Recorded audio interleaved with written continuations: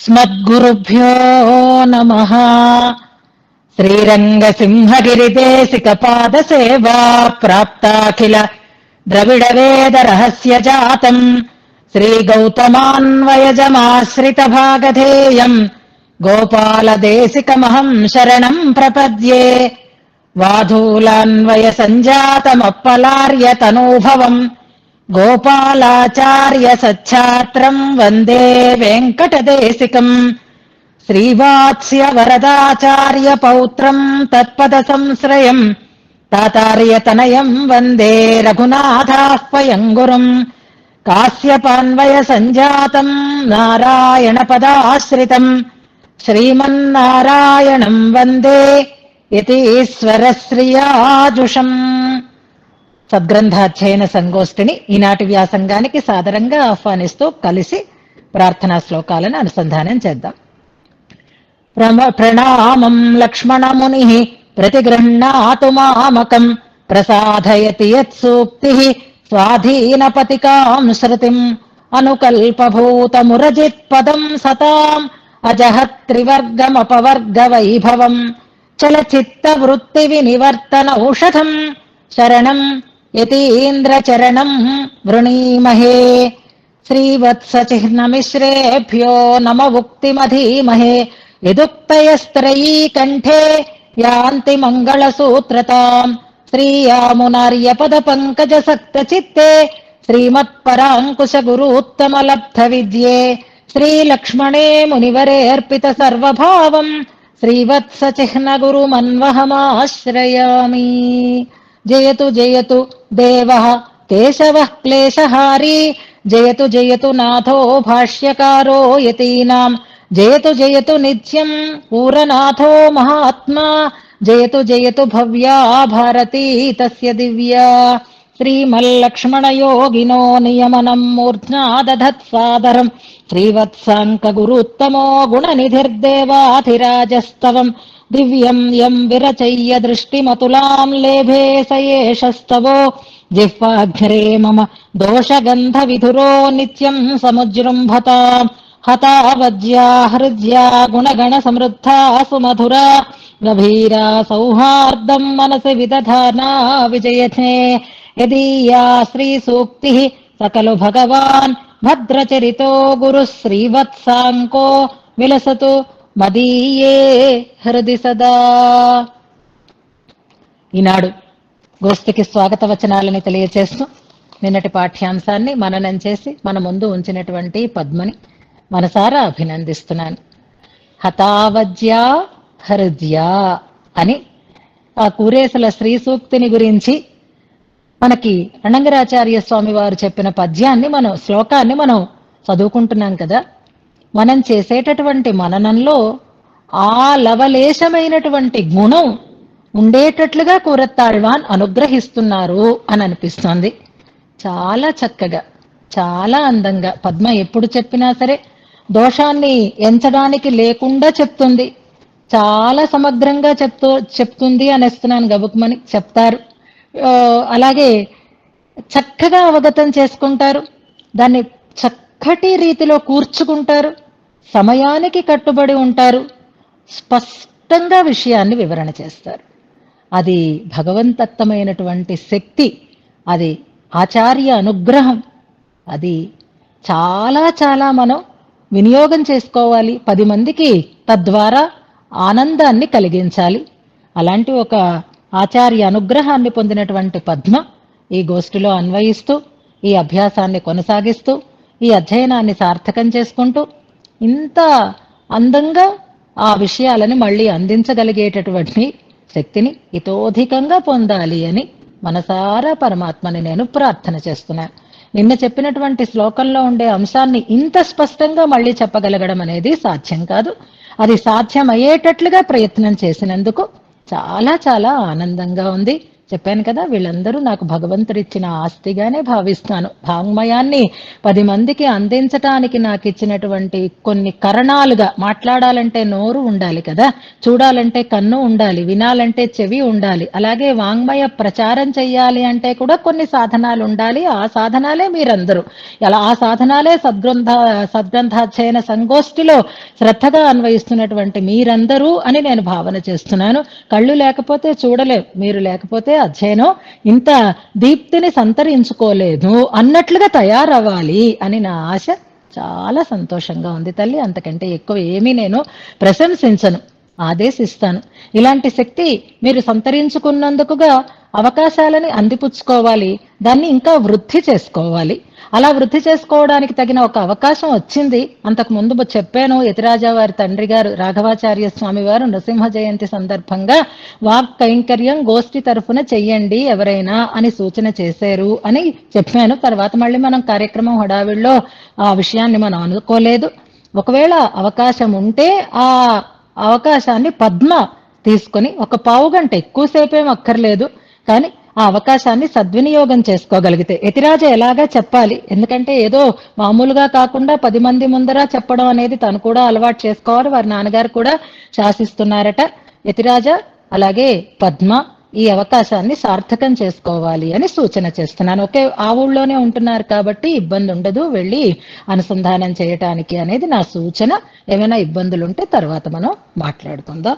ఇప్పుడు ఈనాటి ఆచార్య అనుగ్రహం పరిపూర్ణంగా ఆమెకి కలగాలి అని ప్రార్థన చేసుకుంటూ ఈనాటి వ్యాసంగాన్ని మనం ప్రారంభం చేసుకుందాం.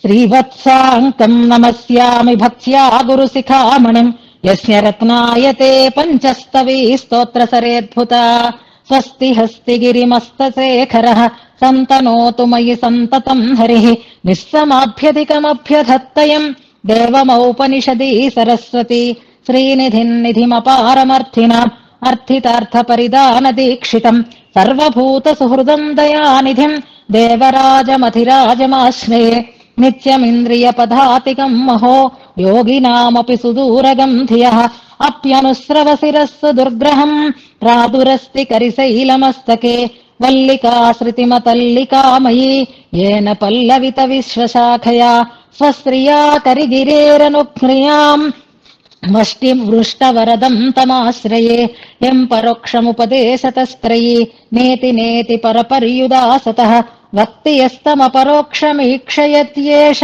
తం కరిగిరిం సమాశ్రయే ఏష ఈశ ఇతి నిర్ణయం త్రయీ భాగధేయరహితేషు నోదిశేత్ హస్తిధామనిన నిర్ణయేతకో దేవరాజమయమీశ్వరస్త్రితి ఐకుదృష్ట్యభినివిష్టచేతసాం నిర్విశేష సవిశేషతాశ్రయం సంశయం కరిగిరిర్నుదత్యసౌ తుంగమంగళ గుణాస్పదే హరౌ న్యాయతర్కముని ముఖ్య భాషితైః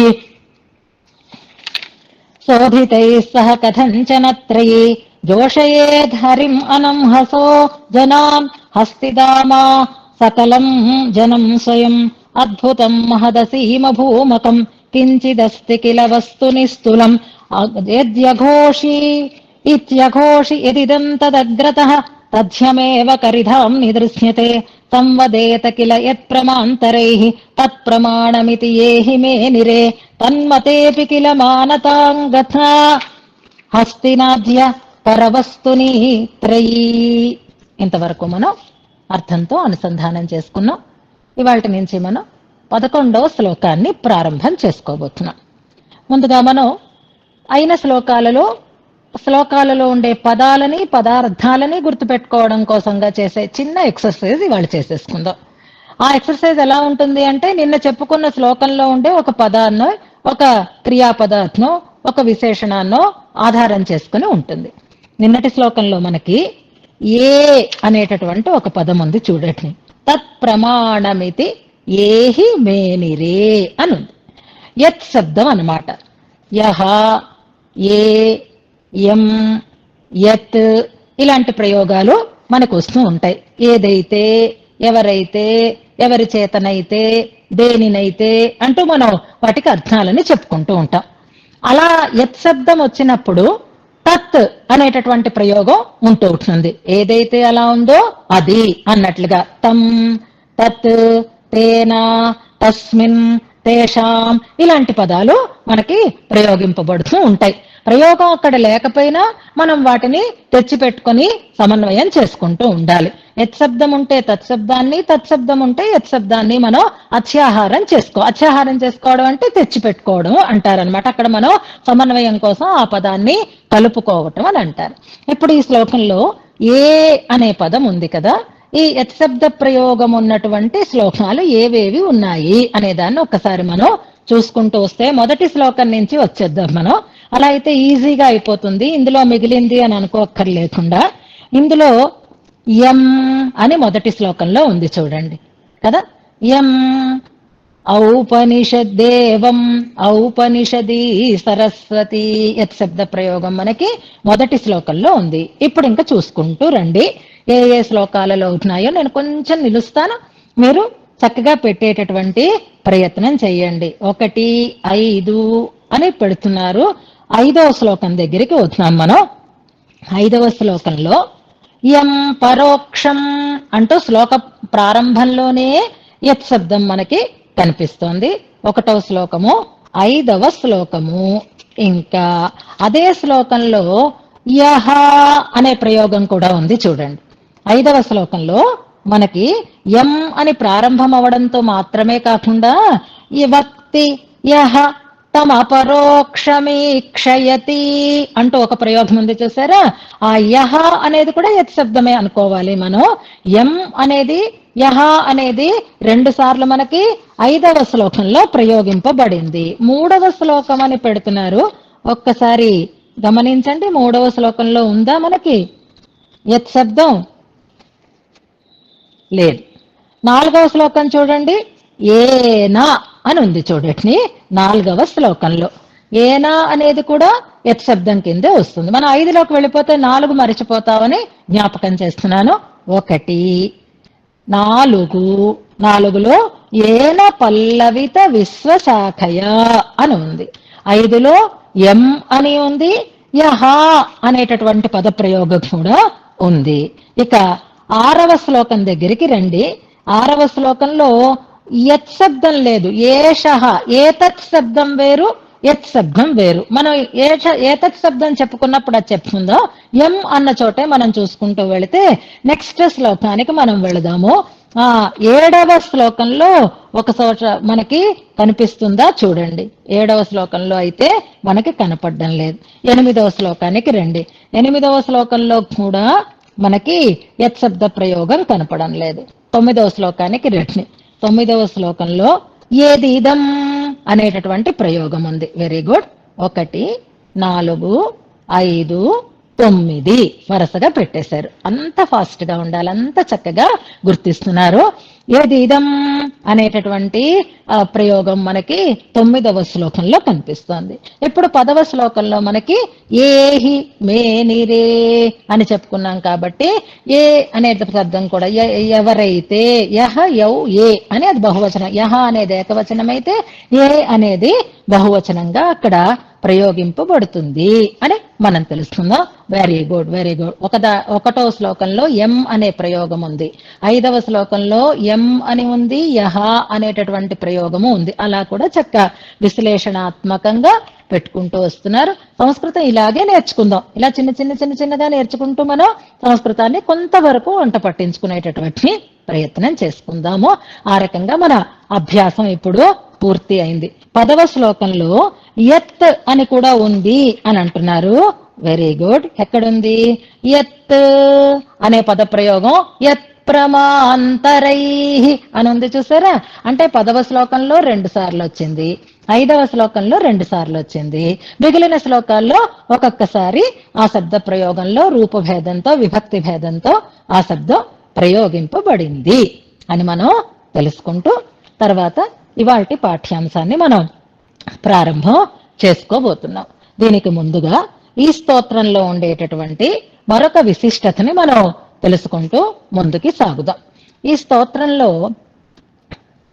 కూరతాళ్వాన్ 10 శ్లోకాలకి ఒక్కొక్క వృత్తాన్ని ఎంచుకున్నారు. వృత్తము అంటే మనకి అర్థం కావాలి తెలుగులో ఉత్పలమాల, చంపకమాల, కందము, సీసము ఇలాంటివి చిన్నప్పుడు చదువుకున్నాం తర్వాత ఛందస్సుని బట్టి లక్షణాలను బట్టి ఆయా గణాలు ఉంటాయి అని ఆ గణాలను బట్టి రకరకాలైనటువంటి వృత్తాలు మనకి ఏర్పడుతూ ఉంటాయి. నిన్న కూరత్తాళ్వాన్ని మనం ఒక పెద్ద కొండగా భావన చేసుకున్నాం. ఆ కొండలో రకరకాలైనటువంటి వర్ణములతో కూడినటువంటి సప్తధాతు విచిత్రంగా ఉంటుంది, సప్తధాతువులతో కూడి ఉంటుంది అని కొండకి లక్షణమైతే, రకరకాలైనటువంటి ఉక్తి విశేషాలతో కూడి ఉంటుంది ఈ కూరనాథులనేటటువంటి మహీధరము అని మనం చెప్పుకున్నాం. ఆ వైచిత్రి మనం ఈ వృత్త వైచిత్రిలో కూడా మనం చూడవచ్చు. వృత్త ఔచిత్యం అని మనం చెప్పుకునే వాళ్ళం. సుందర బాహుస్తవం చెప్పుకున్నప్పుడు ఇక్కడ ఈ వృత్తాన్ని, ఇక్కడ ఈ వృత్తాన్ని మొన్న కూడా నేను మన కార్యక్రమంలో మనవి చేశాను. ప్రారంభ శ్లోకం ప్రహర్షిణీ వృత్తంలో ఉంది అని, చివరి శ్లోకం సుందర బాహుస్తవంలో శిఖరిణీ వృత్తంలో ఉంది అని అది మన కార్యక్రమానికి అన్వయం చేసుకున్నాం. ఆ భగవంతుణ్ణి భగవద్భక్తులని ఆనందింప చేయడం కోసం ఈ స్తుతి చేస్తున్నట్టుగా ప్రహర్షిణితో ప్రారంభం చేశారు అని అనుకున్నాము. అలాగే శిఖరిణి, ఇంకా అంతకంటే ఉన్నతమైనది మరొకటి లేదు. ఆ వృత్తంతో చివరి శ్లోకాన్ని శరణాగతి చేసి పూర్తి చేశారు అని మనం 2 సార్లు వెళ్ళినప్పుడు మొదట ఆనందదాయకంగా కైంకర్య లాభం కలిగింది, రెండవసారి వెళ్ళినప్పుడు ఆనందమయమైనటువంటి కైంకర్యం చేసి శిఖరాగ్రాన్ని మనం చేరాము అని శిఖరిణి అని చెప్పుకున్నాం. ఇంకా మాలిని ఇలాంటి వృత్తాలు కూడా అక్కడక్కడ మనం సుందర బాహుస్తవం చెప్పుకున్నప్పుడు చెప్పుకునేవాళ్ళం. కూరత్తాళ్వాన్ అద్భుతమైన పాండిత్యం కలిగిన వారు. ఇంకా ఆ పాండిత్యం ఎంత గొప్ప పాండిత్యం అంటే భాషలో కానీ, అర్థంలో కానీ, భావంలో కానీ, ప్రతిపాదనలో కానీ చాలా అద్భుతమైనటువంటి విలక్షణమైన శైలిని కలిగి ఉంటారు వారు. అలా వారు ఈ వరదరాజస్తవంలో సరిగ్గా ఇప్పుడు భగవద్ విషయంలో ఒక నమ్మాళ్వార్ల తిరువాయుమొழிలో ఒక 10 అంటే ఒక 100 పాసురాలు అయితే 10 పాసురాలు ఒక్కొక్క దశకంగా మనం విభాగం చేసుకుంటూ వెళతాం కదా. అలాగా ఇందులో 10 శ్లోకాలకి ఒక వృత్తం అంటూ నిర్ణయం చేసి 10 వృత్తాలలో 100 శ్లోకాలని మనకి అందించారు. ఇది వరదరాజస్తవంలో ఉండేటటువంటి మరొక ప్రత్యేకత అని గుర్తుపెట్టుకుందాం. ఇప్పుడు మనకి 10 శ్లోకాలు పూర్తయిపోయాయి కదా. 10 శ్లోకాల వరకు ఒక వృత్తం సాగింది. 11వ శ్లోకం నుంచి 20వ శ్లోకం వరకు మరొక వృత్తంలో రచన సాగుతుంది. ఇంతవరకు చిన్న శ్లోకాలుగానే మనం చదువుకున్నాం. ఈ వృత్తం పేరు రథోద్ధత అనేటటువంటి వృత్తం. అయిపోయిన 10 శ్లోకాలలో రథోద్ధత అనేటటువంటి వృత్తం. దానికి గణాలు అవన్నీ మీకు ఎలాగా తెలియదు కాబట్టి దానిలోకి మనం వెళ్ళవద్దు. మొదటి దశకం మొదటి 10 శ్లోకాలలో రథోద్ధత వృత్తంలో సాగేయి అన్నంత వరకు తెలుసుకుంటే మనకి సరిపోతుంది. ఇప్పుడు ప్రారంభమవుతూ ఉండేటటువంటి వృత్తం శిఖరిణి వృత్తం. అంటే మనం చివరి శ్లోకం చదివాం కదా సుందర బాహుస్తవంలో, ఆ రకంగా కొంచెం పెద్ద శ్లోకాలుగా ఈ శ్లోకాలు సాగుతాయి అని మనం వృత్తాలలో ఉండేటటువంటి తేడాన్ని, వృత్తాల యొక్క నామాన్ని మనం అనుసంధానం చేసుకుందాము. అది గుర్తు పెట్టుకుందాం. ఇప్పుడు మనం ఏ వృత్తాన్ని చదువుకోబోతున్నాం 10 శ్లోకాలు అంటే శిఖరిణి అనేటటువంటి వృత్తము. అయిన వృత్తమేది అంటే రథోద్ధత అనేటటువంటి వృత్తము అని ఒకటి మనం 2వ దశకాన్ని ప్రారంభించేటప్పుడు.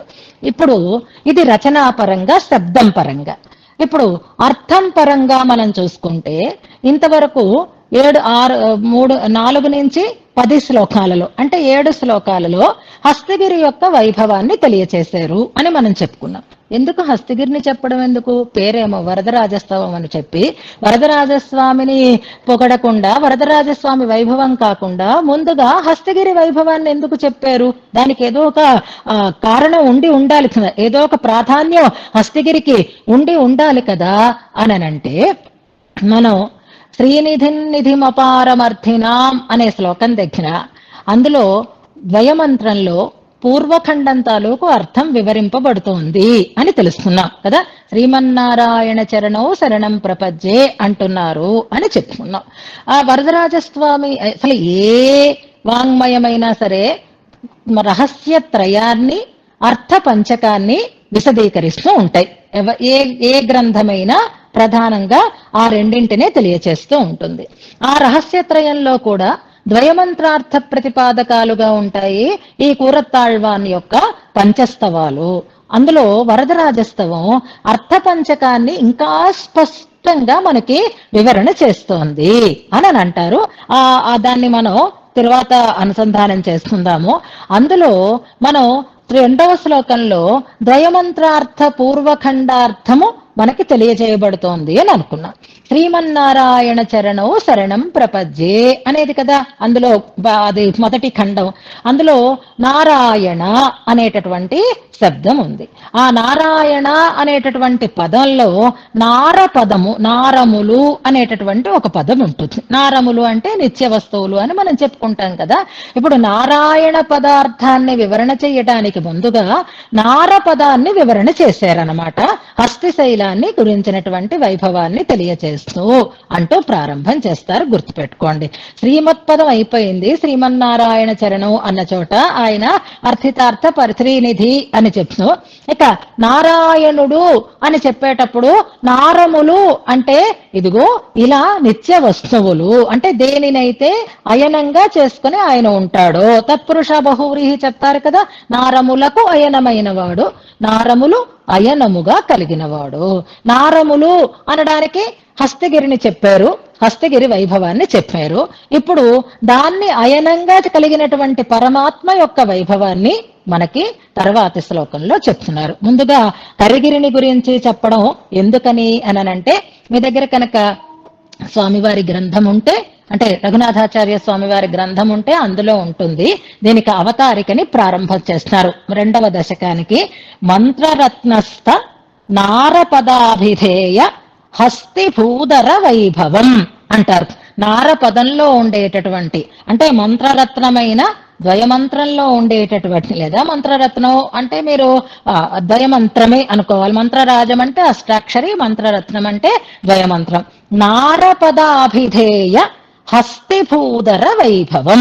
హస్తిభూధరం అంటే హస్తగిరి మనకి నారపదము చేత చెప్పబడుతుంది అని అనుకోవాలంటే నార పదార్థాలకన్నింటికీ ఒక ప్రతీకగా ఉంది అని అర్థం. ప్రతిపాద్య దాన్ని తెలియచేసి తదయన పదాభిధేయస్య అది అయనముగా కలిగినవాడు, నారములో అయనముగా కలిగినవాడు కదా. హస్తిగిరి తనకి అయనముగా, తనకి స్థానముగా కలిగినవాడు కనుక హస్తినాథుడు.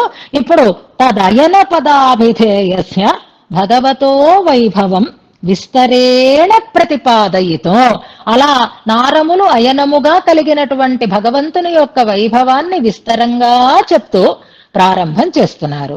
ప్రారంభం ఎలా చేస్తున్నారు అంటే, ప్రారంభమాణ గుణయోగం ప్రథమత ప్రతిపాదయతి. సంస్కృతము చదువుతూ ఉంటాను, తమిళము చదువుతూ ఉంటాను. వింటూ ఉంటే ముందు మీకు అలవాటు పడుతుంది, తర్వాత దానంతటదే అర్థమైపోతుంది. పూర్తిగా కాదు కానీ కొంచెం కొంచెంగా వింటూ ఉండండి. గుణయోగం ప్రథమత ప్రతిపాదయతి అంటున్నారు. భగవంతుని యొక్క దివ్య కళ్యాణ గుణ యోగత్వాన్ని మనకి మొట్టమొదటి శ్లోకంలో తెలియచేస్తున్నారు అంటున్నారు. అంటే ఇక్కడి నుంచి వరదరాజస్వామి యొక్క వైభవం చెప్పబడుతుంది. అందులో దేంతో ప్రారంభం చేస్తున్నారు అంటే భగవంతుని యొక్క కళ్యాణ గుణములతో ప్రారంభం చేస్తున్నారు. ఒక్కొక్కరు ఒక్కొక్క రకంగా ప్రారంభం చేస్తారు. కళ్యాణ గుణ ప్రస్తావన లేకుండా అయితే అవదు. శరణాగతి గద్యాన్ని ప్రారంభం చేసేటప్పుడు మనకి 5వ చూర్ణిక దగ్గర నుంచి కదా స్వామి యొక్క వైభవాన్ని గురించి చెప్తూ వచ్చారు. అస్తుతే తయేవ సర్వం సంపత్స్యతే. ఆయన తర్వాత అఖిలహేయ ప్రత్యనీక కళ్యాణైకతాన శ్వేతర సమస్త వస్తు విలక్షణానంత జ్ఞానానందైక స్వరూప అంటూ కదా భగవద్వైభవాన్ని మనకి శరణాగతి గద్యంలో ప్రారంభం చేశారు. ఇలా ఏమి ప్రారంభమయ్యేసరికి మనకు అది కట్టక్ మన గుర్తుకొచ్చేస్తూ ఉండాలన్నమాట. భగవద్ రామానుజులు కళ్యాణ గుణ యోగంతో ప్రారంభం చేశారు, స్వరూపాన్ని వివరించటంతో. అలాగే వరదరాజస్తవంలో గుణయోగాన్ని ఇందులో ప్రస్తావన చేస్తున్నారు అంటున్నారు. ఈ శ్లోకం నుంచి ఈ శ్లోకంలో భగవత్ కళ్యాణ గుణయోగం మనకి చెప్పబడుతుంది. ఇప్పుడు శ్లోకాన్ని ఒక్కసారి నేను అనుసంధానం చేస్తాను, గమనించండి. గుణాయత్తం లోకే గుణిషు హి మతం మంగళపదం విపర్యస్తం హస్తి క్షితిధరపతే తత్వయి పునః గుణాః సత్యజ్ఞాన ప్రభృతయః ఉత త్వద్గతతయా సుభీభూయం యాతాః ఇతి నిరణైష్మా శృతివశాత్. కొంచెం పెద్ద శ్లోకాలు కానీ సులభంగానే మనం అనుసంధానం చేసుకుంటాం. అయితే మనం శరణాగతి గద్యం గురిలో చెప్పుకున్నాము. మొన్నటిదాకా మనం వైకుంఠ గద్యాన్ని అనుసంధానం చేసుకుంటూ వచ్చాము. ఆ వైకుంఠ గద్యంలో ఉండేటటువంటి శ్లోకాలలో ఏ శ్లోకం నుంచి ఏ శ్లోకం వరకు ఏది విషయం చెప్పబడింది అని ఒకటి లిస్ట్ అవుట్ చేసి మనం పుస్తకంలో కూడా వేసుకున్నాం చూసారా. అందులో భగవత్ కళ్యాణ గుణ అనుభవం ఏ శ్లోకం నుంచి ఏ శ్లోకం వరకు చేశారు అదొకసారి గుర్తుంటే గమనించి పెట్టండి. గుణయోగంతో ప్రారంభం చెయ్యలేదు వైకుంఠస్థవంలో, కానీ గుణానుభవం కూడా చేశారు. మొట్టమొదట పరమపద వైభవం చెప్పుకొని తర్వాత కళ్యాణ గుణ అనుభవాన్ని చేశారు కూరత్నాళ్వాన్ అని మనం అనుకున్నాం. ఎక్కడి నుంచి ఎన్నవ శ్లోకం నుంచి ఎన్నవ శ్లోకం వరకు ఒక్క శ్లోకంలోనే కాదు చాలా శ్లోకాలలో కళ్యాణ గుణ అనుభవాన్ని చేశారు. అది మీరు ఒకసారి గమనించండి. 40 దాటిన తర్వాతే 41 నుంచి 45 వరకు కూడా పరమపద వైభవాన్ని చెప్పి 46వ శ్లోకం నుంచి 66వ శ్లోకం వరకు భగవంతుని యొక్క కళ్యాణ గుణ వైభవము చెప్పబడింది. ఇది కూడా మనం ఒక్కసారి మళ్ళీ జ్ఞాపకం చేసుకుందాం. భగవత్ కళ్యాణ గుణ వైభవం అన్నది ఎంత అందంగా చెప్పారు అంటే అన్నింటిలోనూ చెప్పారు, అన్ని స్తోత్రాలలోనూ చెప్పారు. సుందరబాహుస్తవంలోనూ చెప్పారు, వైకుంఠస్తవంలోనూ చెప్పారు, ఇప్పుడు వరదరాజస్తవంలోనూ చెప్తున్నారు, అతిమానుష స్తవంలోనూ ఉంది, శ్రీస్తవంలో కూడా అమ్మ యొక్క వైభవం మనకి చెప్పబడి ఉంది. కళ్యాణ గుణాలు లేకపోతే అనుభవించడానికి మనకి ఇంకేమీ లేదు. భగవంతుని యొక్క కళ్యాణ గుణ అనుభవమే కదా మనం చేస్తాము. అందుకని ఆ కళ్యాణ గుణ వైభవంతోటే ఈ స్తోత్రం మనకి ప్రారంభం అవుతోంది. గమనిద్దాము. అయితే ఇవాళ మనం చదువుకునేటటువంటి ఈ చెప్తూ ఉండేటటువంటి ఈ అంశం ఇలాగే మనకి సుందరబాహుస్తవంలోనూ చెప్పారు, అలాగే వైకుంఠస్తవంలోనూ చెప్పారు. అంటే చెప్పిన రీతిలోనే చెప్పారు, ఇదే విషయాన్ని చెప్పారు. అవి ఏ ఏ శ్లోకాలలో చెప్పారు అనేది నేను ముందుగా మీకు శ్లోక సంఖ్య చెప్తాను, తర్వాత మీరు ఆ శ్లోకాలని అనుసంధానం చేద్దురు. గాని వైకుంఠస్తవంలో మనకి 47, 48 శ్లోకాలలో ఇప్పుడు ఈ 48వ శ్లోకం ప్రధానం. అందులో ఏ అర్థంలో చెప్పారో ఇక్కడ అలాగే చెప్తున్నారు. దీనికి రిఫరెన్స్ మీరు ఇక్కడ నెంబర్ రాసుకోవాలి అంటే వైకుంఠస్తవం అని పెట్టుకుని 48వ శ్లోకం అని ఈ శ్లోకం దగ్గర రాసేసుకోండి. అలాగే సుందరబాహుస్తవంలో 22వ శ్లోకం అని నెంబర్ రాసి పెట్టుకోండి. తర్వాత మనం శ్లోకాలని అనుసంధానం చేసుకుందాం. ముందు ఇక్కడ ఈ అర్థాన్ని మనం తెలుసుకున్న తర్వాత ఆ శ్లోకాల భావాన్ని కూడా తెలుసుకుందాం. ఎందుకండి ఇన్నిసార్లు చెప్పడం అంటే దానికి కూడా కారణాన్ని మనకు చెప్తారు. ముందు అసలు ఈ శ్లోకంలో విషయం తెలిస్తే మనం తర్వాత వివరాలు తెలుసుకోవచ్చు. ఇప్పుడు ఇందులో ఈ శ్లోకంలో క్రియాపదాన్ని చూడండి. నిరణైష్మ అని ఉంది చూసారా, చివరిలో నిరణైష్మ శృతివశాత్ అనే పదంలో నిరణైష్మ అనేది క్రియాపదం. నిరణైష్మ అంటే నిర్ణయించి ఉన్నాము, నిర్ణయించేము అని అర్థం అన్నమాట. ఇలాంటి అర్థం వచ్చేటటువంటి పదప్రయోగమే వైకుంఠస్తవంలో కూడా గుర్తు పెట్టుకున్నాం. ప్రతిజ్ఞ చేస్తారు 17వ శ్లోకమో ఏదో అనుకుంటాను నేను. నిశ్చిను మహా పరేశం అని ఒక పదప్రయోగం చేస్తారు. అది కూరత్నే ఇలాంటి క్రియాపదాలని ప్రయోగించగలుగుతారు. నిశ్చిను మహా, మేము ఆల్రెడీ డిసైడ్ అయిపోయాం, ఇంకెవ్వరూ దీన్ని మార్చలేరు అన్నట్లుగా చెప్పారు అని అనుకుంటాం కదా. అలాగా వెరీ గుడ్. 17వ శ్లోకం పరతత్వాన్ని నిర్ణయం చేస్తున్నాము అన్నారు అక్కడ. అలాగే ఇక్కడ నిర్ణయిష్మా నిర్ణయం చేసేము అంటున్నారు. ఇందులో నిర్ణయిష్మా శృతివశాత్, ఎందుకలా మేము నిర్ణయం తీసుకున్నాము అంటే శృతివశాత్ అంటున్నారు.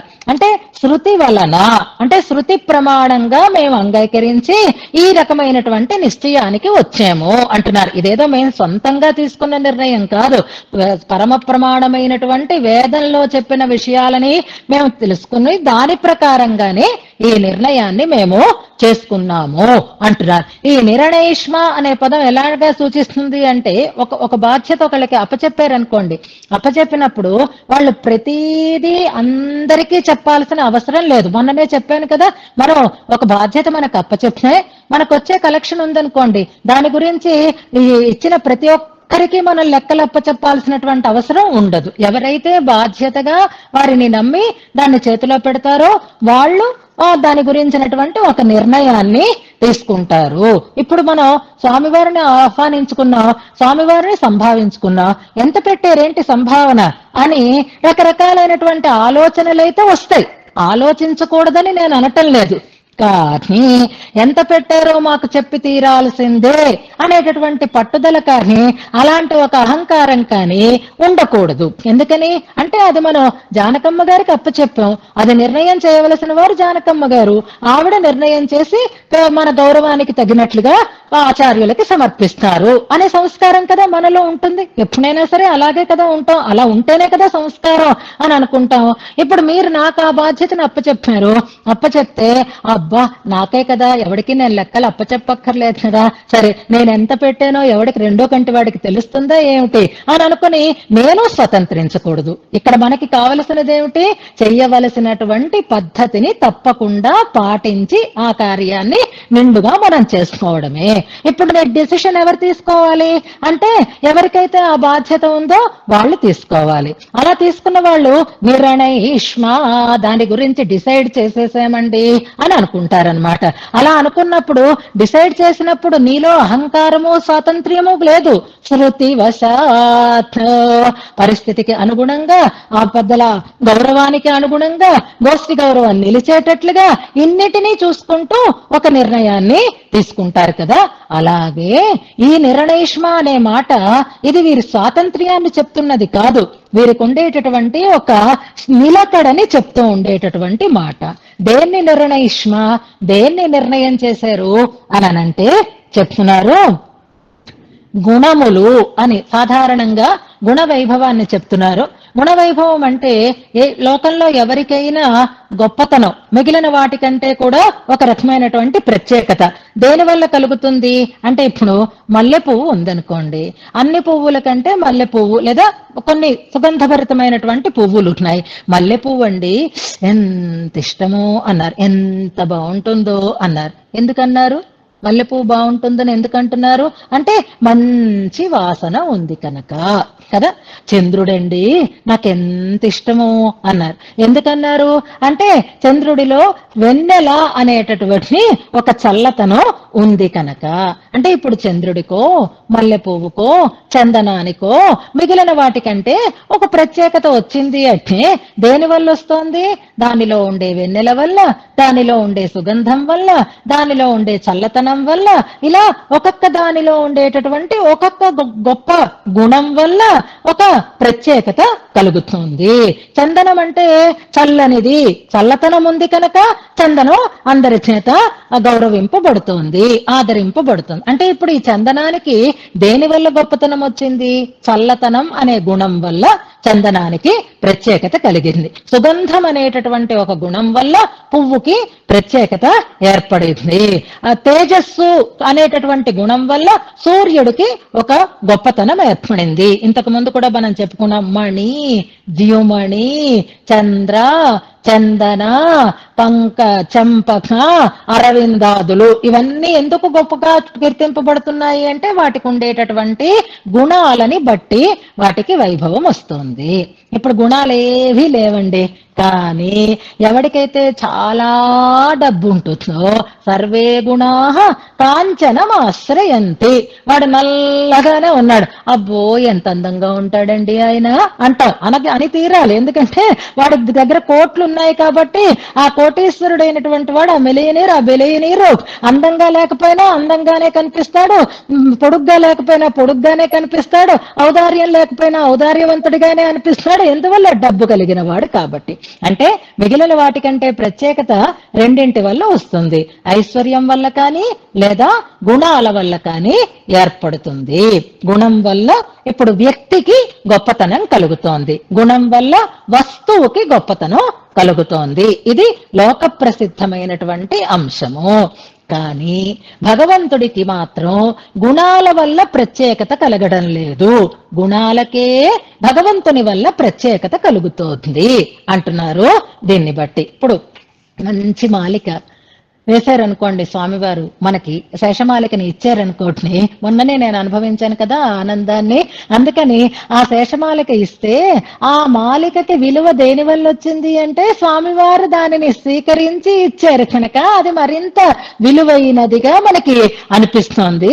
అది భగవంతుడికి సమర్పించినా పెద్దలకి సమర్పించినా దాని విలువ పెరుగుతోంది. పుష్పమాలిక అసలు సహజంగా అందంగా ఉంది. ఆ పుష్పమాలిక మంచి రంగు పూలతో ఉంది, మంచి సువాసనతో ఉంది, అందంగా కట్టబడి ఉంది, చాలా అద్భుతంగా ఉంది. పుష్పమాలిక అంటే పోనీ మళ్ళీ అది వాడిపోతుంది, తర్వాత పక్కన నిర్మాల్యం కింద మనం పెట్టేస్తాం. రత్నహారం అని అనుకుందాం, డైమండ్స్ హారం అని అనుకుందాం. ఆ హారం సహజంగా చేత చాలా అందంగా అవుతుంది. ఇప్పుడు ఆ హారానికంటూ ఒక ప్రత్యేకత ఉంది, అది డైమండ్స్ హారం కనుక ఇప్పుడు దాన్ని తీసుకుని వెళ్ళి కోతి మెడలో వేశారు. ఇప్పుడు ఆ కోతి మెడలో ఆ హారాన్ని వేయడం వల్ల ఆ హారానికి విలువ పెరిగిందా తరిగిందా అంటే ఆధారాన్ని బట్టి వస్తువుకు ఉండేటటువంటి విలువ పెరగడం తరగడం అవుతుంది. లేదు, ఆ హారాన్ని మీరు మీ ఇంట్లో ఉండేటటువంటి బీరువాలో ఉండేటటువంటి ఒక హుక్కుకి తగల్చారు, ఒక చిలక కొయ్యకి తగల్చారు అనుకోండి. ఇప్పుడు ఆ హారం ఆశ్రయించింది దేన్ని? ఒక చిలక కొయ్యని ఆశ్రయించింది, ఒక హుక్కుని ఆశ్రయించింది. అప్పుడు హారం తాలూకు విలువ పెరిగిందా తరిగిందా అంటే తరిగింది. ఏం విలువ పెరగలేదు, దాని అందరూ దానికి ఉన్న విలువ అయితే దానికి పెరగలేదు కదా, దానికి ఇంకా తక్కువతనం ఏర్పాటైంది. అలా కాకుండా అదే హారం భగవంతునికి అలంకరించారే అనుకోండి, అప్పుడేమవుతోంది? ఈ హారం తాలూకు విలువ మరింతగా అతిశయిస్తుంది.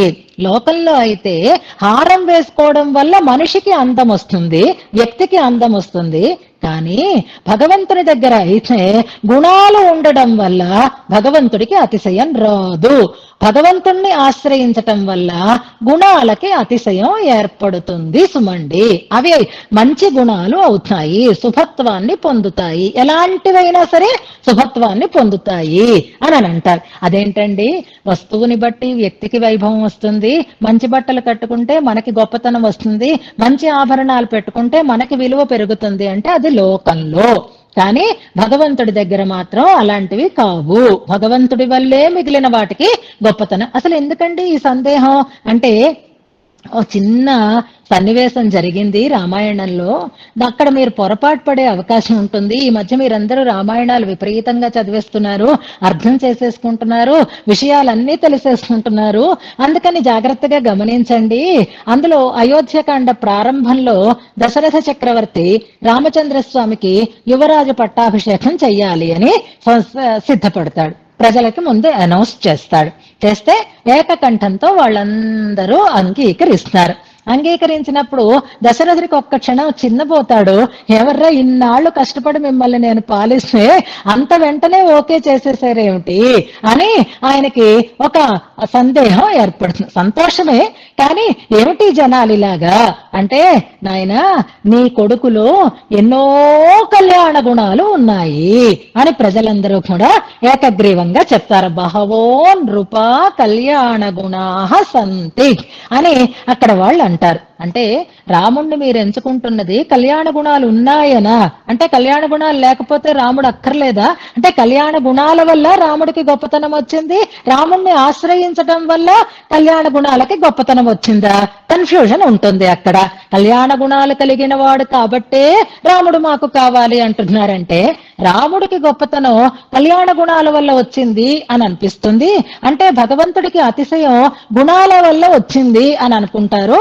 కానీ కాదు, భగవంతుణ్ణి ఆశ్రయించి ఉన్నాయి కనుక గుణాలకి ఆ ఆధిక్యం వచ్చింది అనేదాన్ని ఇందులో స్పష్టం చేస్తున్నారు. లోక వ్యవహారం ఎలా ఉంటుంది, భగవంతుడి దగ్గర ఎలా ఉంటుంది అనడానికి. ఈ చెప్పే ముందు, మన ప్రతిపదార్థం చెప్పే ముందు ఇంకొక ఎగ్జాంపుల్ కూడా నేను చెప్తాను. ఇది చాలా అందమైనటువంటి మాట. స్థల వైభవం వల్ల కొన్ని వస్తువులకి ధన్యత ఏర్పడుతుంది అని అంటారు. కనకపు సింహాసనమున సునకము కూర్చుండబెట్టి అని ఒక పద్యం చిన్నప్పుడు మనకి చెప్తూ ఉండేవారు. అది కదులుతూ ఉంటుంది కాబట్టి కనకపు సింహాసనం మీద సునకం పెట్టినా ఆ సునకం స్థిరంగా ఉండదు, కిందకి దిగిపోతూ ఉంటుంది. కానీ కొన్ని స్థల వైభవం వల్ల మనకి అది వస్తువు ఎలాంటిదైనా దానికి విలువ పెరిగిపోతూ ఉంటుంది. కోతి మెడలో హారం వేస్తే హారానికి విలువ తగ్గుతుంది. కానిట ఒక అందమైన ఒక కవి చెప్తారు ఒక శ్లోకాన్ని చమత్కారంగాను. ఒక మంచి మహారాజు గారు ఉన్నారట. నేపాల్ దేశానికి అధిపతి అయినటువంటి రాజుగారు ఆయన. సర్వలక్షణయుక్తుడు ఆయన. చాలా అద్భుతమైనటువంటి సౌందర్య రాశి, రాజలక్షణ సంపన్నుడై ఉన్నాడు ఆయన ఏదో ఎందుకు పడిందో ఏమైందో తెలియదు, ఆయన నుదుటి మీద ఒక చిన్న బురద అంటుకుందిట. చిన్న పంకం ఆయన నుదుటి మీద అంటుకుందిట. ఎందుకు వచ్చింది అనేది పక్కన పెడితే నుదుటి మీద పంకం మాత్రం ఉంది, అంటే బురద మాత్రం ఉందిట. ఉంటే ఎవరైనా రాజుగారు నుదుటి మీద బురద పడింది అన్న ఆలోచనే చెయ్యటం లేదుటండి. ఆ మట్టి ముద్దనే, ఆ బురద బిందువునే వాళ్ళందరూ కస్తూరి అని అనుకుంటున్నారట. రాజుగారు బొట్టు రంగు మార్చినట్టున్నారు, ఆ కస్తూరి కలర్ మారినట్టుంది అనుకుంటున్నారు తప్ప అది బురదయ్యి ఉంటుందేమో అనేటటువంటి ఆలోచనే రావటం లేదు. ఎందుకు రావటం లేదు అంటే రాజుగారు నుదుటిన బురద ఎందుకు ఉంటుంది అని అనుకుంటున్నారు. ఉన్నది బురదే, కానీ ఎక్కడుంది? రాజుగారు నుదుటి మీద వస్తుంది. అది స్థల వైభవం.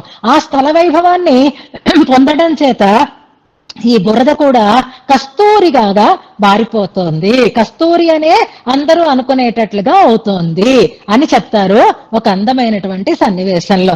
ధన్యాని స్థల వైభవేన కతిచిత్ వస్తూని కస్తూరికాం నేపాల క్షితిపాల ఫాల పతితే పంకే నా సంకేతత.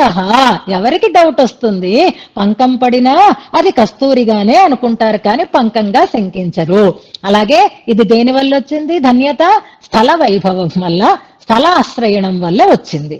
అలాగే పరమాత్మని ఆశ్రయిస్తే చెడ్డ గుణాలైనా మంగళ గుణాలే అయిపోతాయి. పరమాత్మని ఆశ్రయించకపోతే మంగళ గుణాలు కూడా హేయ గుణాలుగా పరిణమిస్తాయి. ఇది భగవంతుని దగ్గర ఉండేటటువంటి వైభవం. ఎంచేత అంటే పవిత్రాణం పవిత్రం యో మంగళానాంచ మంగళం. ఇది శృతి చెప్తోంది, ఇది స్మృతి చెప్తోంది. మంగళాలకన్నింటికీ మంగళం అంటే భగవంతుడు మంగళం భగవాన్ విష్ణు.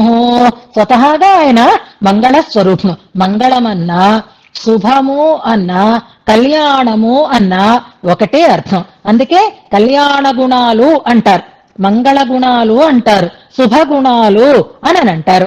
అలాగా మంగళం భగవాన్ విష్ణు. స్వతహాగా ఆయన మంగళ స్వరూపుడు కనుక గుణాలు కూడా ఆయనని ఆశ్రయించి మంగళత్వాన్ని పొందుతూ ఉంటాయి అంటున్నారు. వాటి వల్ల స్వామికి వైభవం పెరగదు. అలాగే భావత్ మంగళ గుణాహి అని మనకి కూరత్తాళ్వాన్ ప్రయోగిస్తున్నారు. గుణాలకి మంగళకరత్వం ఉంది, పరమాత్మకి మంగళకరత్వం ఉంది, కానీ పరమాత్మ వల్ల మంగళత్వాన్ని గుణాలు పొందుతాయి అని ఇందులో మనకి స్పష్టం చేస్తున్నారు. ఇప్పుడు శ్లోకం జాగ్రత్తగా గమనిద్దాం మనం. నిర్ణయిష్మ అనేది శృతి మనకి నిర్ణయించేమో అని అంటున్నారు. ఇప్పుడు అన్వయం చూడండి. లోకే అంటే సాధారణంగా లోక వ్యవహారంలో, లోకంలో ఎవరికైనా సరే గుణిషు గుణములు కలిగిన వారికి, అంటే ఇక్కడ వస్తువులు అవచ్చు, వ్యక్తులు అవచ్చు. గుణిషు గుణులందు అంటే గుణము కలవారి యందు మంగళ పదం, మంగళత్వం అంటే శుభత్వం, కళ్యాణకరత్వం అనేది గుణాయత్తం, గుణములని బట్టి ఉంటుంది, గుణములకు ఆయత్తమై ఉంటుంది. లోకే ఈ లోకంలో గుణిషు మంచి గుణాలు కలిగినటువంటి వస్తువుల గురించి మంగళ పదం అంటే అది మంగళకరము అనేటటువంటి మాటని ప్రయోగించటం గుణాయత్తం, వాటికి ఉండేటటువంటి గుణాలని బట్టి మంగళకరములు కాదు అనేటటువంటి రీతిలో చెప్పబడుతూ ఉంటాయి. చీపురు ఉందనుకోండి మంగళకరం కాదు, పసుపు ఉందనుకోండి మంగళకరం అవుతుంది. అది దేనివల్ల? ఆ వస్తువులో ఉండేటటువంటి లక్షణాన్ని బట్టి, గుణాన్ని బట్టి మంగళకరత్వము లేదా అమంగళకరత్వము అనేది చెప్పబడుతూ ఉంటాయి. మంగళాలని అమంగళాలని వస్తువులను ఎందుకు విభాగం చేస్తున్నాము అంటే వాటిలో ఉండేటటువంటి గుణాన్ని బట్టి మనం నిశ్చయం చేస్తాము. గుణాయత్తం హీ అంటున్నారు. హీ అంటే కదా అని ప్రసిద్ధి, వేరే చెప్పక్కర్లేదు, అందరికీ తెలిసిందే కదా. మళ్ళీ మామూలు ధోరణికి వచ్చేస్తున్నారు అమ్మగారు. ఇంకా 10 నిమిషాలు ఉన్నా సరే ఇప్పుడు శ్లోకం ప్రారంభిస్తున్నారు అంటే ఇక నుంచి లేట్ అవుతూనే ఉంటుందన్నమాట. హీ ఇది మనకు కొత్త ఏమిటి అని ప్రసిద్ధిని చెప్పుకున్నట్టుగా హీ అనేది ఆ ప్రసిద్ధిని తెలియచేసేటటువంటి అవ్యయం అన్నమాట ఇది లోకంలో. కానీ హస్తి క్షితిధర పతే అనేది సంబోధన. మనం సంబోధనార్థక పదాలని కూడా తెలుసుకుంటూ వచ్చాం కదా ఇంతకు ముందు. అలా ఇప్పుడు మొట్టమొదటి సంబోధన వచ్చింది మనకి. హస్తి క్షితిధర పతే.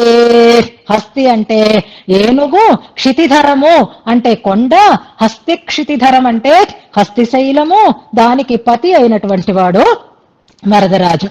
హస్తి క్షితిధర పతే. ఓ వరదరాజా, ఓ హస్తిగిరీశ, తత్ ఆ లోక వ్యవహారం, ఆ లోకంలో ఉండేటటువంటి సహజమైనటువంటి ఆ న్యాయం, తత్ అది అంటున్నారు. అంటే ముందు చెప్పినటువంటి విషయం అన్నమాట. ముందు చెప్పిన విషయం ఏమిటి అంటే గుణాలను బట్టి వస్తువులకి శుభత్వము అశుభత్వము ఏర్పడుతుంది అనేటటువంటి విషయం. తత్ అది త్వయి నీయందు మాత్రము విపర్యస్తం వ్యత్యస్తమైపోయింది, అట్నుంచి ఇటు తిరగబడింది అంటున్నారు. విపర్యస్తం అంటే తిరగబడింది అనర్థం, అట్నుంచి ఇటయింది అనర్థం, వ్యతిరేకంగా మారింది అనర్థం. త్వయి నీయందు, పునః అనడంలో త్వయి పునః అని కలుపుకోవాలి. నీ అందైతే అంటే నీ విషయంలో అయితే మాత్రం విపర్యస్తం మారిపోయింది, అట్నుంచిటయింది అని అంటున్నారు. ఏమిటైందర్రా అంటే గుణాహ నీలో ఉన్నాయి గుణాలు. ఏమిటేమిటా గుణాలు అంటే సత్య జ్ఞాన ప్రభృతయ. సత్యం, జ్ఞానం, అనంతం, బ్రహ్మ ఇలాంటి శృతివాక్యాలు ఉన్నాయి కదా. సత్యత్వము, జ్ఞానత్వము, అనంతత్వము, ఆనందమయత్వము, అమలత్వము ఇలాంటి రకరకాలైనటువంటి గుణాలు ఉన్నాయి.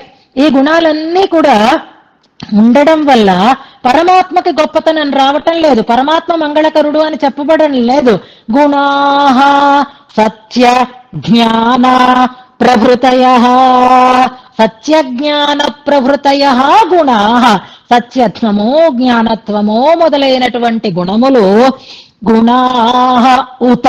ఈ ఉత అనే పదం కూడా ఒక అవ్యయం. హి అనేది ఒకటి ఉంది, ఉత అనేది ఒకటి వచ్చింది. గుణా ఉత అంటే గుణములైతే అని చెప్పుకోవాలి. అంటే నీ దగ్గర ఉండేటటువంటి సత్యజ్ఞానాది గుణములైతే త్వద్గతతయా, త్వద్గతములు అంటే నీ యందు ఉన్నవి. త్వద్గతతయా నీ యందు ఉండడం చేత, నిన్ను పొంది ఉండడం చేత శుభీభూయం యాతాః శుభత్వాన్ని పొందేయి అంటున్నారు. శుభత్వం వాటికి కలిగింది. ఈ శుభీభూయం అంటే శుభత్వం అనేటటువంటి ఒక గొప్పతనాన్ని, మంగళత్వం అనేటటువంటి ఒక విలక్షణత్వాన్ని యాతాః పొందేయి అని అర్థం అన్నమాట. అలా గుణాలు నిన్ను ఆశ్రయించి గొప్పతనాన్ని పొందేయి. ఇతి అని నిర్ణయిష్మా నిర్ణయం చేస్తున్నాము. ఇతి నిర్ణయిష్మా శృతివశాత్. ఎందుకంటే శృతి నీ యొక్క గుణ వైభవాన్ని చెప్తోంది. మేము నీ గుణవైభవాన్ని విని మేమేమనుకుంటున్నాము అంటే గుణములకి నిన్ను ఆశ్రయించటం వల్ల గొప్పతనం కలిగింది, మంగళకరములైనాయి అనే నిర్ణయించుకుంటున్నాను తప్ప గుణములు ఉండడం వల్ల నువ్వు మంగళకరుడివి అనే మాట లోక వ్యవహారాన్ని అనుసరించి మేము గ్రహించటం లేదు అని ఇందులో స్పష్టం చేస్తున్నారు. అంటే శృతిలో చెప్పినటువంటి భగవంతుని యొక్క కళ్యాణ గుణ పూర్తి దేనివల్ల వచ్చింది అనంటే అది భగవంతుణ్ణి ఆశ్రయించటం వల్ల గుణాలకి ప్రత్యేకత కలిగింది. కానీ భగవంతుని ఏ భగవంతునికి గుణముల వల్ల గొప్పతనము రాలేదు. ఒక రాజుగారి ముఖాన్న బురద అంటుకుంటే అది కస్తూరిగా ఎలా భ్రమింపబడుతుందో ఈ గుణాలన్నీ కూడా ఆ పరమాత్మని ఆశ్రయించి ఉన్నాయి కనుక మంగళ గుణములు అని చెప్పబడుతున్నాయి అని అంటారు. అలాగే ఈ గుణాలు ఎంచుకున్నాయిట, గుణాలకి ఆవాసం లేకుండా అయిపోయిందిట. ఎక్కడుంటే మనం స్థిరంగా ఉంటామో అని ఆలోచించుకున్నాయిట గుణాలన్నీ కూడాను. మనం కూడా ఎక్కడికైనా వెళ్ళాలంటే ముందు ఏం ఫిక్స్ చేసుకుంటాం అంటే అకామిడేషన్, ఎక్కడుంటాం అనుకుంటాం. ముందుగా అందరికంటే ముందుగా మనమే బుక్ చేసేసుకోవాలి, లేకపోతే మళ్ళీ మనకి రూమ్ దొరకదు అని అనుకుంటాం. అలా మనం బుక్ చేసుకునేటటువంటి రూము మనం తాత్కాలికంగా ఎన్ని రోజులైతే అన్ని రోజుల కోసం బుక్ చేసుకుంటాం, మళ్ళీ దాన్ని విడిచిపెట్టేస్తాం. కానీ గుణాలకి స్థిరంగా ఒక చోట ఉండాలి అని అనిపించిందిట. ఆ స్థిరంగా ఉండడం కోసం, తమ యొక్క గొప్పతనాన్ని సంపాదించుకోవటం కోసం అవన్నీ కూడా రామచంద్రుడిని తమ ఆవాసంగా ఎంచుకున్నాయట. తమకి అకామిడేషన్ ఎవరనుకున్నారట అంటే పరమాత్మ రామచంద్రుడు అని అనుకుని ఆ గుణాలన్నీ వచ్చి ఎలాగైతే అకామిడేషన్ మనం బుక్ చేసుకుంటే హాయిగా వెళ్ళి కీ తీసుకుని నిశ్చింతగా అందులో ప్రవేశిస్తామో అలా రామచంద్రుడిలోకి చేరిపోయాయి గుణాలు. ధాతూనామివ శైలేంద్రో గుణానాం ఆతరో మహాన్ అని వాల్మీకి మహర్షి చెప్పినట్లుగా అన్ని గుణాలు ఇక్కడుంటే మనకి ఢోకా లేదు, ఎవరు ఖాళీ చేయమనరు, ఎవరు డబ్బులు కట్టమనరు, ఎవరు మన్ని ఊసు పట్టించుకోరు, మనం ఎన్నాళ్ళైతే అన్నాళ్ళు ఉండొచ్చు అన్నట్లుగా అక్కడికి చేరిపోయేసరికి అవి మంగళ గుణములు, కళ్యాణ గుణములు అయి ఉన్నాయి అని అంటూ స్వామి యొక్క కళ్యాణ గుణ వైభవాన్ని మనకి ఇందులో తెలియచేస్తున్నారు. శుభత్వం వాటికి కలిగింది తప్ప పరమాత్మకి వాటి వల్ల శుభత్వము ఏర్పడలేదు అనేదాన్ని ఇందులో చెప్తున్నారు. ఇదే అర్థాన్ని ఇచ్చేటట్లుగా ఇందులో మరొక్కసారి నేను సమన్వయం చేస్తాను, గమనించండి. హస్తి క్షితిధరపతే అనేది సంబోధన, దాన్ని ఫస్ట్ పెట్టుకుందాం మనం. ఓ హస్తిగిరీశ అని పిలుస్తున్నారు. హస్తిగిరీశ ఇప్పుడు నిర్ణయిష్మ అనేది చివరిలో పెట్టుకుందాం, అది క్రియాపదం. నిర్ణయించేము అని మధ్యలో మిగిలిన పదాలన్నింటినీ పేర్చుకుంటూ వద్దాం. లోకే లోకమునందు, గుణిషు గుణములు కలిగిన వస్తు విషయంలో అంటే గుణముల కల వారి విషయంలో, మంగళపదం మంగళత్వం అనేది గుణాయత్తం హి గుణములను ఆశ్రయించి ఉంటుంది కదా అంటున్నారు. ఏడుస్తున్న వాళ్ళనైతే శుభం అని అనుకోము, నవ్వుతూ ఉన్న వాళ్ళనైతే అశుభము అని అనుకో. నవ్వు వాడికి ఉంది కాబట్టి వాడు శుభకరుడు అంటాం, ఏడుపు వీడికి ఉంది కాబట్టి ఇది అశుభము అని అనుకుంటాం. కానీ భగవంతుణ్ణి ఆశ్రయిస్తే ఏడుపు కూడా శుభంగా మారిపోతుందిట. భగవంతుణ్ణి ఆశ్రయించకపోతే నవ్వు కూడా అమంగళంగా మారిపోతుంది. ఏడుపు కూడా శుభంగా అయిపోతుందా, మంచి గుణంగా అయిపోతుందా అంటే ఆవిడైతే అలా ఏడుస్తూనే ఉంటుందండి అని అన్నారనమాట. అబ్బో ఎంత అదృష్టవంతురాలండి అని ఎవరైనా అంటారా చెప్పండి? ఎవరైనా ఆవిడైతే ఏమండి మాట్లాడితే అలా ఏడుస్తూనే ఉంటుందండి అన్నారు మీరు. అప్పుడు ఇంకొక వాళ్ళని ఎంత అదృష్టవంతురాలండి అన్నారనుకోండి. ఇప్పుడు మనకి దీన్ని ఎలా మనం అర్థం చేసుకోవాలి అంటే అలాగే వాల్మీకి మహర్షి చెప్పిన మాటని మిగిలిన వ్యాఖ్యాతలందరూ అలాగే అర్థం చేసుకున్నారు. ఇప్పుడు ఎవరైనా పాపం అవును ఈ ఏడుపు మొహమే ఆవిడకి ఎప్పుడు అనాలి నిజానికి, కానీ అలా కాకుండా వ్యసనేషు మనుష్యాణం భృసం భవతి దుఃఖితః అని చెప్పారు వాల్మీకి. ఏడుస్తూనే ఉంటాడు రాముడు, ఎవరైనా కష్టపడుతూ ఉంటే ఈయన వాళ్ళేడు పాపినా ఈయన ఇంకా ఏడుస్తూనే ఉంటాడు, దుఃఖపడుతూనే ఉంటాడు అని అంటే అప్పుడు ఆ గుణాన్ని చూసి అందరూ ఎంత గొప్పవాడు రాముడు, ఎంత గొప్పవాడు రాముడు అని అంటున్నారా లేదా? అంటే ఏడుస్తున్న రాముడు కూడా గొప్పవాడుగానే ఎంత అదృష్టవంతురాలండి అని అన్నట్టే అయిందా లేదా? అంటే దేనికి ఏడవాలి అంటే ఇతరుల దుఃఖాన్ని చూసి ఎప్పుడూ కంటనీరు కారుతూ ఉంటే అబ్బో ఎంత గొప్ప ఆవిడండి, ఆవిడ హృదయం కరిగి నీరైపోతుందండి అని అంటున్నా. ఇప్పుడు దుఃఖం అనేది గుణమైందా లేక దోషమైందా, మంగళకరమైన గుణమైందా అమంగళకరమైనటువంటిదైందా అంటే ఆ దుఃఖం రాముణ్ణి ఆశ్రయించి ఉంది కనుక అది దుఃఖత్వం కాకుండా మంగళకరంగానే మారింది. ఆశ్రయించి ఉంటే ఎలా మంగళత్వాన్ని సంతరించుకుంటాయి అనడానికి ఇదే మనకి గొప్ప నిదర్శనం కనుక లోకంలో అలా ఉంటుంది. కానీ తత్ అది త్వయి పునః నీ యందు అయితే మాత్రం విపర్యస్తం మారినది అని అనుకోవాలి. విపర్యస్తం అంటే మారినది, అట్నుంచిటు మారింది, వ్యతిరేకంగా పరిణమించింది. మన భాషలో అంటే చూడండి, ఇక్కడ తారుమారైంది అంటారు. తారుమార్ తక్కిటమార్ అని మనం అంటూ ఉంటాం కదా. ఇక్కడ విపర్యస్తం అన్నదానికి మన తెలుగు పదం, కరెక్ట్ పదం రావాలంటే రఘునాథాచార్య స్వామి వారి ప్రతిపదార్థంలో ఉంది చూడండి, తారుమారైనది అని రాశారు. చక్కటి తెలుగు అనమాట అది. విపర్యస్తం నీ విషయంలో అయితే అది తారుమారు అయింది అంటున్నారు. మరి ఏమిటైంది అంటే గుణ సత్య జ్ఞాన ప్రభృతయ గుణా ఉత, సత్యత్వము జ్ఞానత్వము మొదలైనటువంటి గుణములైతే త్వద్గతతయా నీ యందు ఉండడం చేత, నిన్ను ఆశ్రయించి ఉండడం చేత శుభీభూయం యాతా శుభత్వమును పొందినవి, శుభగుణములైన గుణములుగా ప్రసిద్ధిని పొందేయి. ఇతి అని శృతివశాత్ వేద ప్రమాణాన్ని బట్టి నిర్ణయిష్మా నిర్ణయం చేసేము అంటున్నారు ఈ శ్లోకంలో. అది గుణ అనుభవంలో మొట్టమొదటిగా ప్రారంభం చేసినవి. మన భగవంతుణ్ణి ఆశ్రయించి గుణాలకి గొప్పతనం వచ్చింది అనే విషయాన్ని మనం ఇందులో తెలుసుకుంటూ, ఇదే అర్థాన్ని ప్రతిపాదించేటటువంటి సుందర బాహుస్తవంలో ఉండేటటువంటి రెండు శ్లోకాన్ని, అలాగే వైకుంఠస్తవంలో ఉండేటటువంటి శ్లోకాన్ని కూడా ఒక్కసారి మనం జ్ఞాపకం చేసుకుందాం.